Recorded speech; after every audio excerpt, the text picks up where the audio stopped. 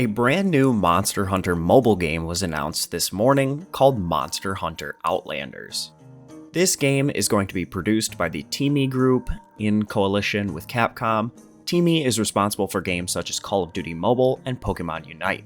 Let's go ahead and talk about what we know so far. So, like I said in the intro, Teamy are the minds behind some pretty big mobile games in recent times, with Pokemon Unite having a 4.7 star rating at around 170,000 reviews on the Apple App Store, and COD Mobile having, again, a 4.7 star rating with nearly 2 million reviews. It seems that Monster Hunter mobile game Outlanders will be in fairly decent hands. Now, before we get into the meat of this video, I just want to offer a disclaimer that this is not a sponsored video. This is just all the information that I could find and my own personal, unbiased opinion on the game. Monster Hunter Outlanders will be a free-to-play game, but is reportedly a gacha-style game, akin to the likes of Genshin Impact or Fire Emblem. For those of you who, like me, didn't know what a gacha game even was before this announcement, it's roughly similar to a vending machine that gives random items or characters from a select pool of items and characters. The term gacha is coined after a gashapon machine, which is a Japanese vending machine that drops little capsules that have random toys in them. It's mostly for kids. The gacha gaming industry is built around using in-game or real-life currency to effectively gamble on random drops to get new characters or items. According to my research, this isn't 100% a loot box mechanic, and has actually been around a lot longer and is more well received overall in the gaming industry than loot boxes. The effective idea is that you play the game, earn in-game currency, spend it, and get something random. Again, like I said, most of these games also offer you the ability to spend real-life money, which has led to some pretty decent issues with people with gambling addictions or children not realizing that they're spending real-world money. But again, that's an entirely different discussion to be had about self-control and good parenting.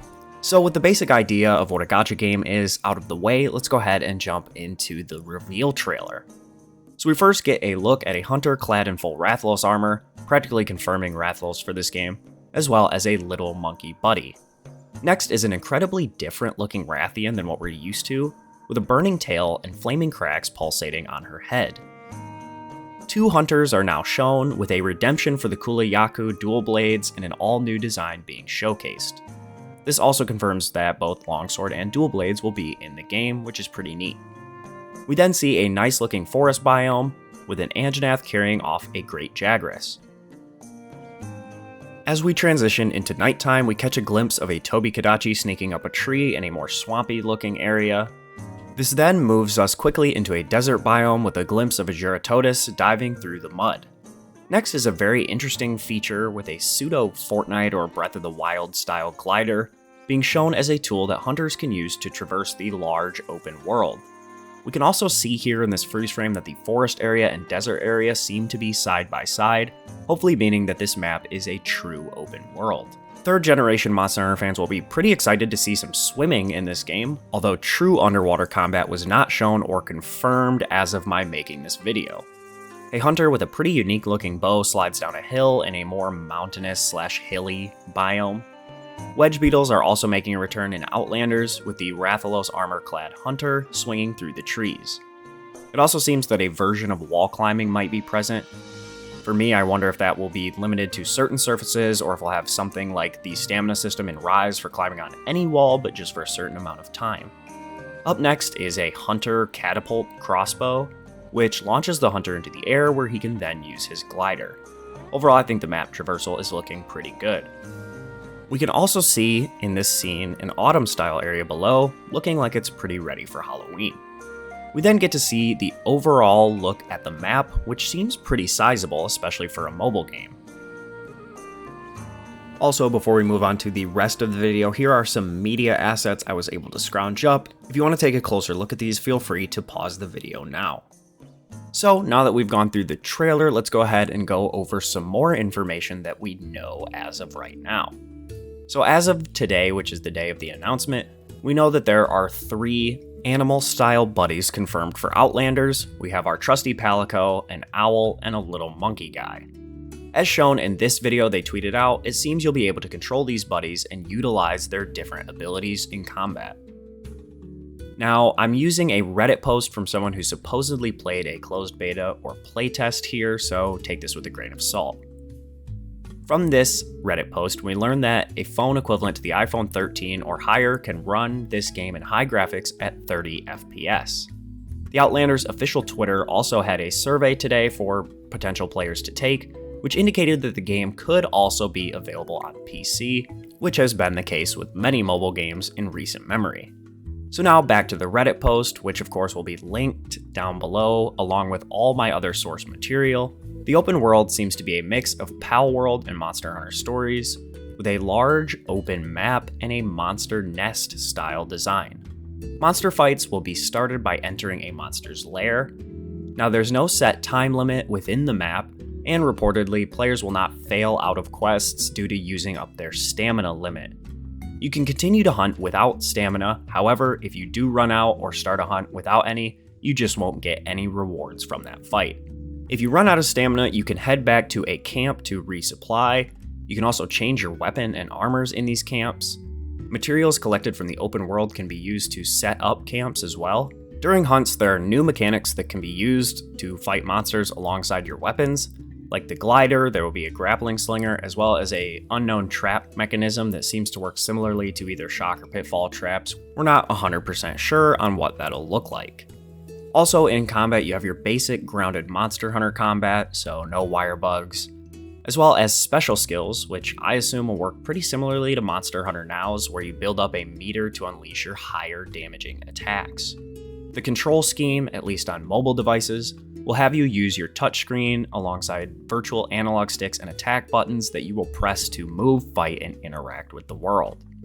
You can recruit allies or buddies to fight alongside you, and these can be obtained via objectives or by using the in-game hunter tickets in the gacha to get new, more powerful buddies. So far, the weapons that this Reddit post stated are going to be in the game are longsword, dual blades, light bowgun, and the bow. I would assume we'll see more added on a full release. The fights are fast-paced, and supposedly it's not too focused on being difficult, but rather the focus of Outlanders is on developing your character and allies through the gacha system. The main gacha system will be pulling new NPC support hunters and new buddies, as far as we know, but that could definitely change over time to include weapons or armors. So now that is about everything that was in that Reddit thread. Let's go ahead and talk about Monster Hunter Outlanders' own tweets today, where we've gotten to see even more cool stuff.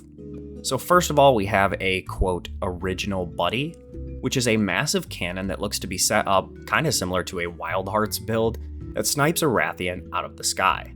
I would assume we'll be seeing more structures like this within the buddy gacha drops, but again, not confirmed, that's just my assumption. Up next is a look at Longsword in combat with a Rathian. This Rathian has a Magnamalo-esque purple fire about it, which is pretty cool. I wonder what kind of implications that will have. The combat does look pretty fluid, which is genuinely the main reason that I'm even interested in playing this game.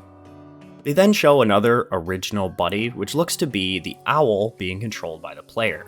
It seems to have a sort of healing aura, and we can see two other support hunters below attacking the monster as well. I'm not sure if these are NPC hunters or if you'll be able to team up with friends. That remains to be seen. Next is a look at a Palico beating up on Anjanath. Again, this is pretty fluid, the animations look great. With this video, and of course the prior showing a user-controlled buddy, many hunters on Twitter are speculating the potential return of Prowler mode in Outlanders, which would actually be pretty cool. Now finally, we got a look at a calm Rathian just hanging out, cleaning her wings, and walking around. That's about everything that we know or have heard really to go in depth into the game, so let's go ahead and get into my thoughts. So overall, I gotta be honest, I'm pretty intrigued. I will definitely be giving this game a try, whether I get the opportunity to beta test it or if I just get to play it on full release. The combat looks pretty solid, the buddy system seems fun and relatively unique, and the open world map system is a very cool feature. All in all, it looks like a much more true Monster Hunter experience than say the Palico puzzle game or even Monster Hunter Now. However, I am concerned that this game could get to be overly monetized. I personally have no issues with that as long as you can progress at a normal rate as a free-to-play hunter and it's not pay to win. Of course, we already know that it is free to play, so we're not worried about pay to play, but if all the strongest content is paywalled to a point where the only way to get the best stuff is with real world money or by putting in so many thousands of hours that you'll never play another game, I think that would be a huge turnoff for myself and many others. I'm cautiously optimistic, but of course I'm going to reserve my full judgment until I'm able to go hands-on with Outlanders. Also, again, my own personal wish list is that I would like to see this game released on both PC and mobile, as I like to use my PC when I'm at home, and having a cross-progression option would be nice for when I'm away from home and get that itch to hunt monsters and only have my phone. So let me know your thoughts on Monster Hunter Outlanders down in the comments below. I'm really curious to find out what more of you guys think. If you did enjoy today's video, if you're looking forward to Outlanders, be sure to leave a like down below. If you're new to my channel or new to Monster Hunter, definitely subscribe. This is one of the best channels to find Monster Hunter content for the older games, for Wilds, which is upcoming, and of course, I'll continue to cover Outlanders as long as it's relevant. With all that being said, I want to thank you guys so much for watching today's video. I wish you all a good day and happy hunting.